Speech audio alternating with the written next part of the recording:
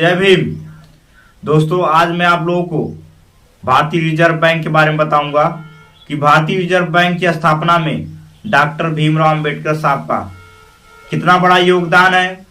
उन्होंने भारतीय reserve bank के लिए उन्होंने क्या किया और भारतीय रिजर्व बैंक की स्थापना कब हुई, ये आप सभी भारत देशवासियों को पता होना चाहिए। आप सभी साथी इस वीडियो को पूरा देखिएगा और इस वीडियो को शेयर करिएगा ताकि सबको पता चले भारतीय रिजर्व की स्थापना के लिए डॉक्टर भीमराव अंबेडकर साहब ने क्या किया, उनका क्या अहम भूमिका थी। चलिए साथी शुरुआत करते हैं। साथियों, भारतीय रिजर्व बैंक की स्थापना 1 अप्रैल 1935 को कोलकाता में हुआ था।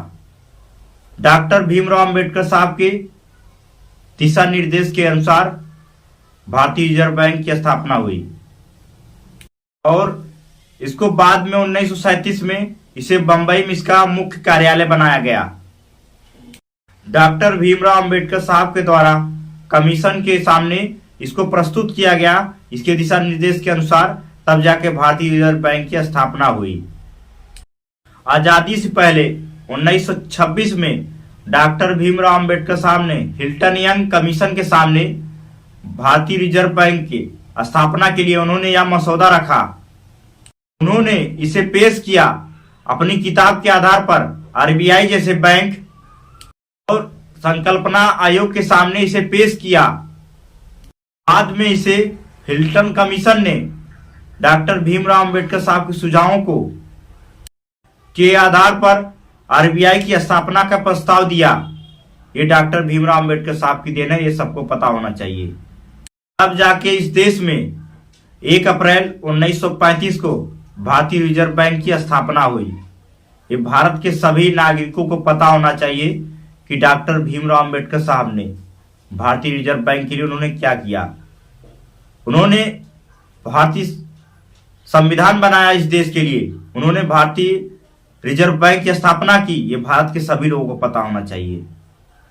और 1 जनवरी 1949 को भारतीय रिजर्व बैंक की राष्ट्रीयकरण कर दिया गया इस देश में। ये डॉक्टर भीमराव अंबेडकर साहब की देन थी।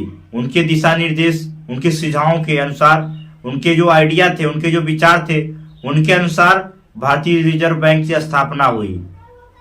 भारतीय रिजर्व बैंक का काम होता है कि सरकार के बैंक बनकर, बैंकों का बैंक बनकर उसको काम करना होता है और विदेशी मुद्रा का प्रबंधन करना होता है। ऐसे तमाम मुख्य कार्य होते हैं भारतीय रिजर्व बैंक में।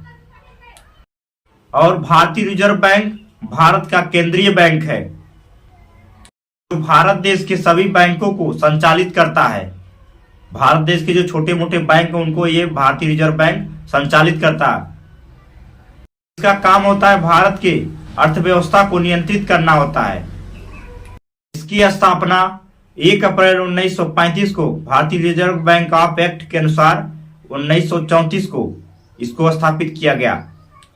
इस बैंक को स्थापित करने में डॉक्टर भीमराव अंबेडकर साहब की इसमें अहम भूमिका थी, उनका अहम योगदान था, तब जाके भारतीय रिजर्व बैंक की स्थापना हो पाई। ये भारत के सभी लोगों को पता होना चाहिए। और डॉक्टर भीमराव अंबेडकर साहब ने वित्त आयोग की स्थापना की, ये सभी लोगों को पता होना चाहिए। डॉक्टर भीमराव अंबेडकर साहब ने अपनी किताब the problem of the rupee में उन्होंने यह लिखा है कि भारतीय रिजर्व बैंक की स्थापना किस तरीके से हुई, उनका क्या योगदान था, उन्होंने किस तरीके से संघर्ष किया। सभी साथी जाकर डॉक्टर भीमराव अंबेडकर साहब की the problem of the rupee किताब को जरूर पढ़िएगा, तब जाके आप लोगों को पता चलेगा कि भारतीय रिजर्व बैंक की स्थापना कैसे हुई, बाबा साहब ने कितना बड़ा संघर्ष किया।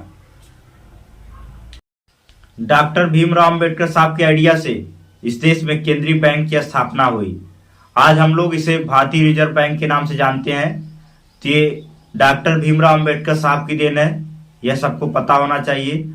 और आप सभी साथी इस वीडियो को पूरा देखिएगा, इस वीडियो को शेयर करिएगा ताकि सबको यह पता चले कि भारतीय रिजर्व बैंक की स्थापना में डॉक्टर भीमराव अंबेडकर साहब की कितना योगदान है, उन्होंने कितना संघर्ष किया है।